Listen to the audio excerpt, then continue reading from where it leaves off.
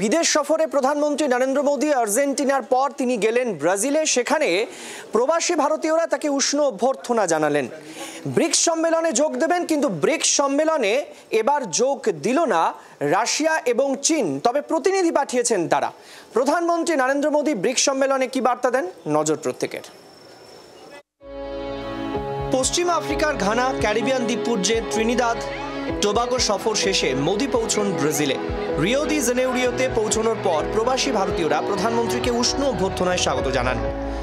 উঠল ভারতের নামে স্লোগান। প্রবাসী সদস্যদের সাথে কিঞ্চিত আলাপচারিতাও সারেন প্রধানমন্ত্রী। पिछले 10 सालों में जो इंडिया का एक स्टैम्प वर्ल्ड पे है, वो बहुत ही अमेजिंग राइज जो हुआ है, चाहे वो इकोनॉमिकली, पॉलिटिकली, डिफेंस, सब कुछ ही बहुत ही वर्ल्ड स्टेज पे आज की डेट में नजर आता है। প্রবাসী ভারতীয়রা অপারেশন সিঁদুরের থিমে একটি সাংস্কৃতিক নৃত্য পরিবেশন করে প্রধানমন্ত্রীকে স্বাগত জানান। এই পরিবেশনা দেখে আবেগ আপ্লুত হয়ে পড়েন প্রধানমন্ত্রী।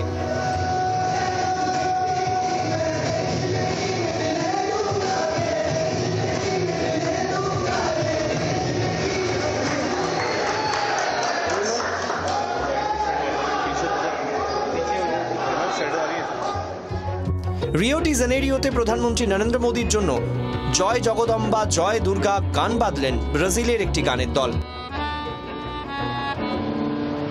জয় জগদম্বে জয় মা, জয় জগদম্বে মা দুর্গা, জয় জগদম্বে জয় মা, জয় জগদম্বে মা দুর্গা। 17তম ব্রিক্স সম্মেলনে যোগ দিতে ব্রাজিল সফরে প্রধানমন্ত্রী। ব্রাজিলের প্রেসিডেন্ট লুইজ ইনাসিও লুলা দা সিলভার আমন্ত্রণ জানিয়েছিলেন প্রধানমন্ত্রীকে। এই নিয়ে চতুর্থবার ব্রাজিল সফরে প্রধানমন্ত্রী। ব্রিক্স সম্মেলনে অংশ নেওয়ার পাশাপাশি রাজধানী ব্রাসিলিয়া সফরেও যাবেন। আন্তর্জাতিক জোট ব্রিক্সের প্রাথমিক সদস্য রাষ্ট্রগুলির মধ্যে ভারত, ব্রাজিল, দক্ষিণ আফ্রিকা, চীন ও রাশিয়া। পরে আরও 5টি দেশ ব্রিক্সভুক্ত হয়। সেগুলি হলো মিশর, ইথিওপিয়া, ইরান, সংযুক্ত আরব আমিরশাহী ও ইন্দোনেশিয়া। তবে এবারের সম্মেলনে চীনা প্রেসিডেন্ট শি জিনপিং বা রুশ প্রেসিডেন্ট ভ্লাদিমির পুতিন কেউই থাকছেন না। পরিবর্তে প্রতিনিধি পাঠাচ্ছে দুই শক্তিধর দেশ। দুই শক্তিধর দেশের রাষ্ট্রনেতাদের অনুপস্থিতিতে এবারের সম্মেলনে প্রধানমন্ত্রী মোদীর কি ভূমিকা থাকে সেদিকে নজর রয়েছে সকলের। ব্রিক্সে নতুন যুক্ত হওয়া ইরান এই সম্মেলনে নতুন বন্ধু খোঁজার চেষ্টা করতে পারে। ইসরায়েলের সঙ্গে সাম্প্রতিক সংঘর্ষের পরে এই সম্মেলনে ইরানের ভূমিকা নজরে।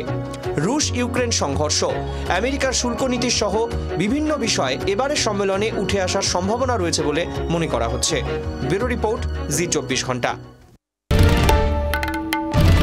বাংলার আওয়াজ, বাঙালির আবেগ, জি 24 ঘন্টা।